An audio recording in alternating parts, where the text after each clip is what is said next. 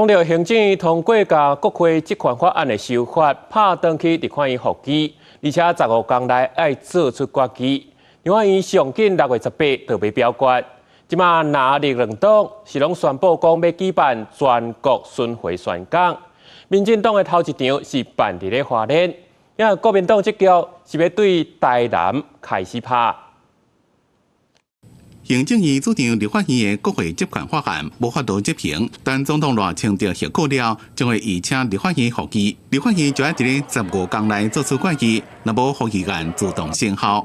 根据时程来推估，立法院上紧伫18日议会就可能对复议案进行记名表决。有国民党立委认为，为了要防止民进党团搁主动拖时间。 应该坚守议场，让议事会当顺利进行。是民进党他不停地用各式各样的发言或是肢体动作来瘫痪议事，我们会怎么去因应哈？这一块我只能跟各位报告说，我们有计划了，但是这个我们还不能对外说。民进党的复议到底是要讲道理，那还是要动用武力，让大家没有办法在议场里面好好的讨论表决？ 我觉得这件事情恐怕是民主进步党他们自己先要说清楚、讲明白的。南洋立委对建设的策略正保留，民众党团总调黄国昌是叫另外立委唔通过恶意瘫痪议事，回归到民主程序。不过民进党团是讲，并无规划要反对议事，反颠倒批评伫咧新一届国会内面，一向拢是拿杯伫咧占领主席台。